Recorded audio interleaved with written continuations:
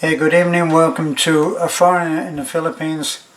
Well, I just had dinner. I thought might be a good time to have a cheer up video rather than talk about you know what.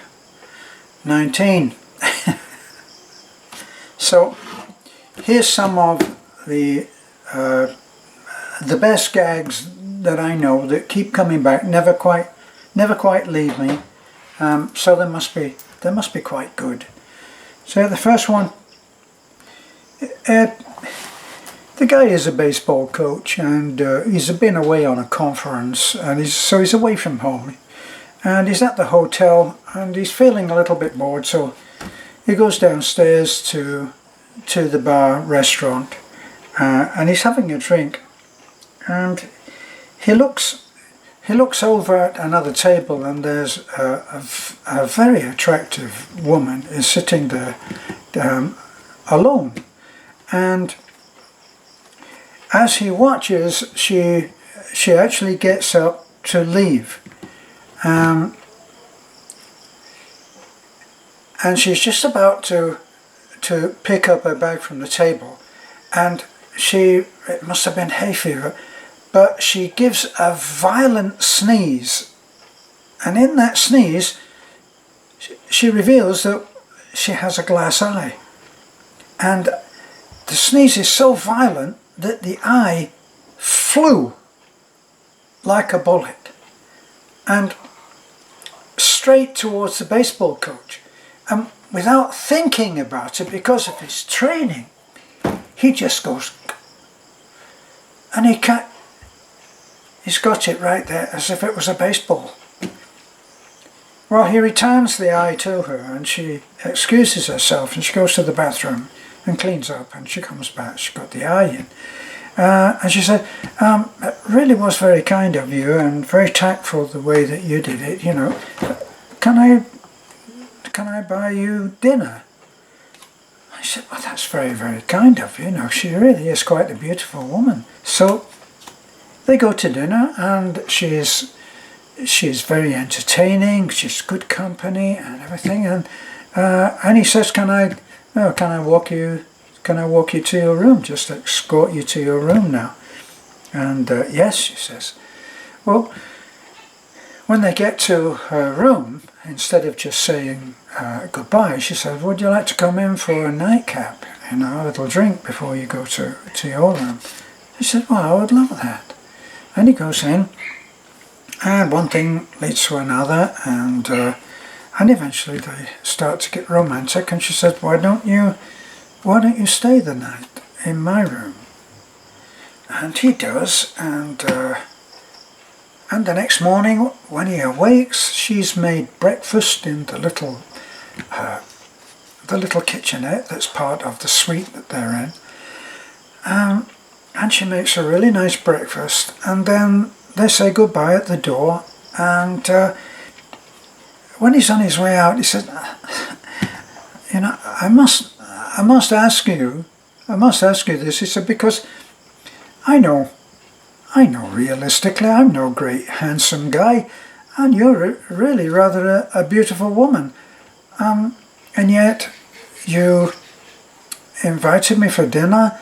You paid for dinner, you brought me to your room, we had a nightcap, you were such incredible company.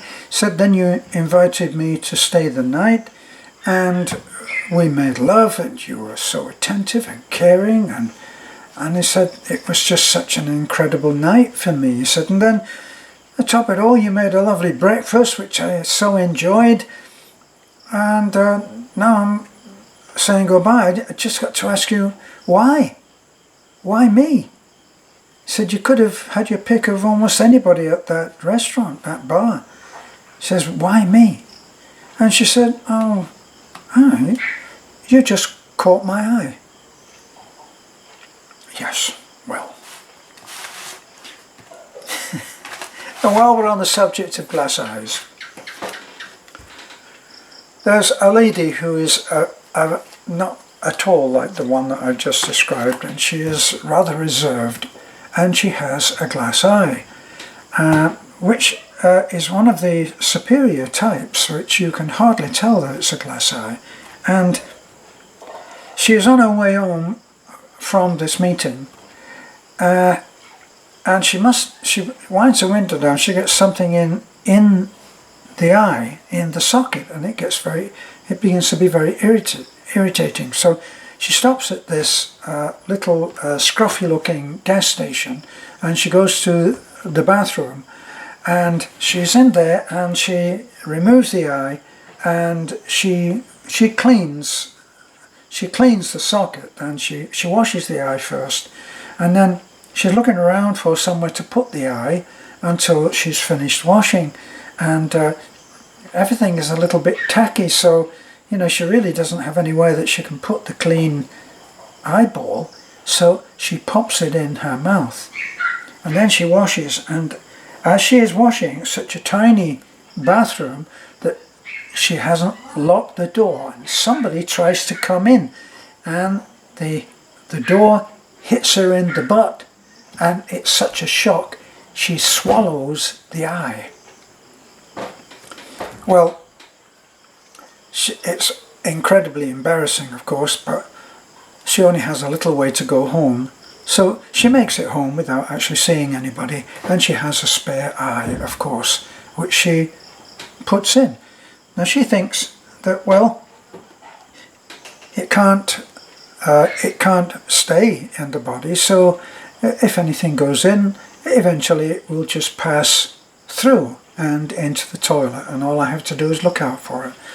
Well, it goes by a couple of days and there's still no sign of the eye. So she realizes this coincides with the fact that she hasn't been to the toilet since it happened. So she books an appointment for the doctor, and she goes to see the doctor, and as I said, she's extremely reserved and very shy around men. To her horror, it's not her own doctor that is there.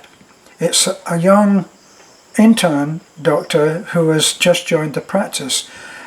She's extremely embarrassed and doesn't know how to say this, so instead of telling him the whole story, she just says that she said, well, I haven't been able to go to the toilet for a couple of days, and I actually feel as if there might be a blockage there. Well, he has to talk her down because she is extremely shy, but he manages to talk her into lying on the couch so that he can make an examination. He says, now, look, I'm very discreet, everything is perfectly right, I'm totally ethical doctor, and I've examined many women, and there's nothing for you to worry about, so just relax and lie down on the couch and let me examine you. So anyway, she's very, very nervous, and he just pulls down her underwear and he looks into the area, shall we say.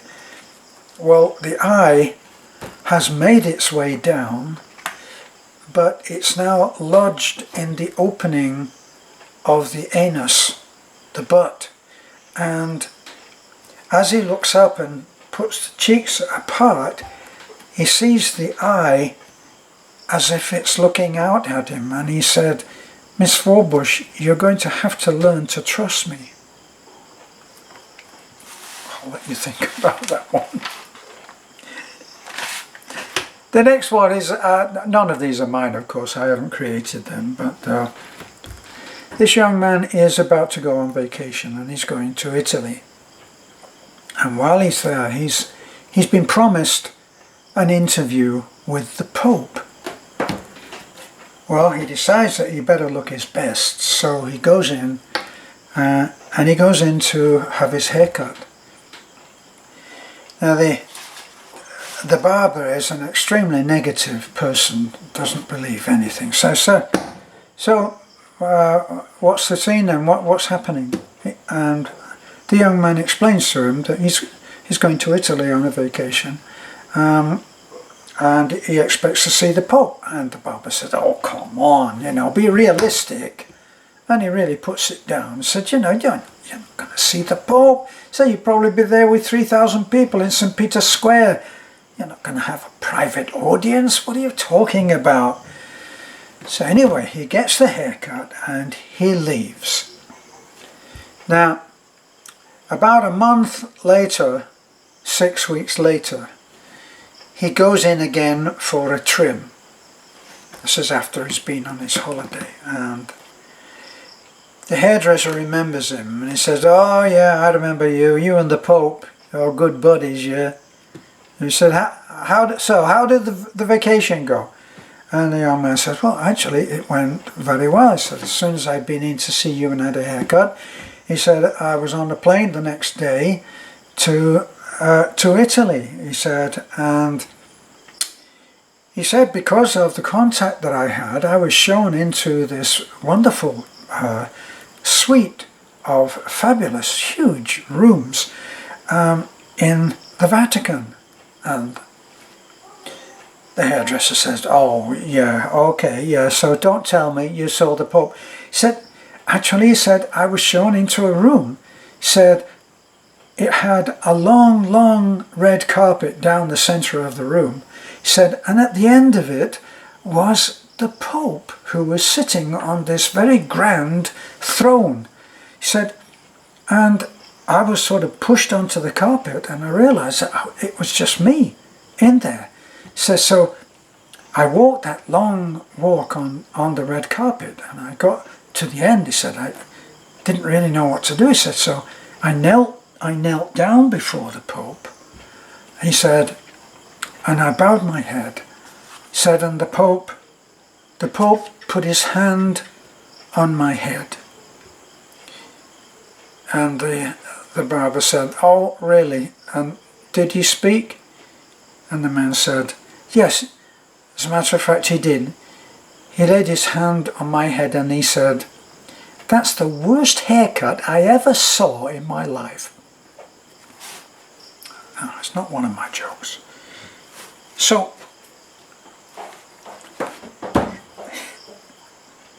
the next one I really like because it's a Jackie Mason gag that I heard him tell, much better than me, of course. And there's a Jewish family, two older than young men who are still living with their mother, the great matriarch. And she is getting on in years, but they're still there with her. And it's Manny and David. Well, David is the kind-hearted one. He's the younger brother, and he's a kind of very sentimental type of person. But Manny is a little bit harsh and brutal with his words. But anyway, David comes home one day and he's bought a kitten, and he has this gorgeous, beautiful little kitten. And Manny, of course, says, why would you buy a kitten? I just don't get it. And David says, well, it's just so beautiful. There's something to love. It's very affectionate kitten. I really love it. And for the next 2 weeks, David dotes on the little kitten and they become very close, and he plays with the little kitten and cares for it. But then he gets a phone call from work saying that he needs to go away for a week. He's going to be away for a week. Well, normally he would have been quite happy, but now he has the kitten. So he has to talk to his brother, and he says, look, I have to go away. Can you just take care of the kitten? You know, he said, Mom can't take care of it. He said, she's way past that, you know. So Manny reluctantly agrees to take care of the kitten. And David goes away, and after a couple of days he calls home and he speaks to Manny. Manny picks up the phone and he said, hey Manny, I just wanted to ask, just make sure that the kitten's okay. And Manny says, the kitten's dead. He says, it's dead? What? Couldn't you have at least softened the blow in some way rather than just tell me that that little kitten that I love so much is dead? So Manny said, well, what do you expect me to do? It's dead. So he said, well, you could have told me that the kitten had gotten out and it climbed the oak tree, and then from the oak tree it jumped on the roof, and it was up there, and when you tried to get it down it fell off the roof and it died. He said, I would be ready for it, you know. Said, kitten goes out, gets on the oak tree, gets on the branch, gets on the roof, and he said, I would have been ready for it. So Manny said, well, okay, you know. And David says, so, how's mother? He says, she's on the roof.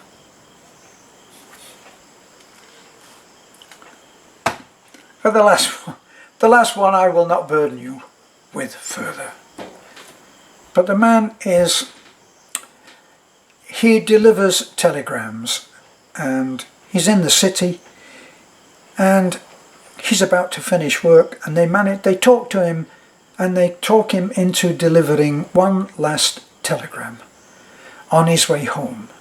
So he does just that. He jumps off his bike, runs up the stairs in these apartments, and knocks on the door. And you can hear on the other side of the door that there's a party going on. And a man who's had more than a couple of drinks answers the door.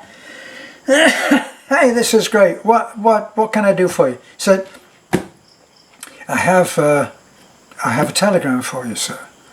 He said, oh, a telegram. Is it a singing telegram? And the man says, no, it's not, sir. He said, it's just an ordinary, serious telegram. So the man said, well, why don't you sing it for me? Well, the delivery man said, look, sir, this is the last call on my way home. I really don't have time for this, and it's not my job to do that. And the man said, no, I want you to sing it. I don't care, but I'll give you a tip. And I'm not going to let you go unless you sing the telegram. So the man opens the telegram and he looks at it. And he says to the man, are you really sure you want me to do this? And the man says, absolutely. Let's hear it. How about New York, New York? So the telegram man says, rat-a-tat-tat-tat-tat-tat-tat-tat, your mother has died. I know, it's a little bit dark, but I am British. And that's it for now.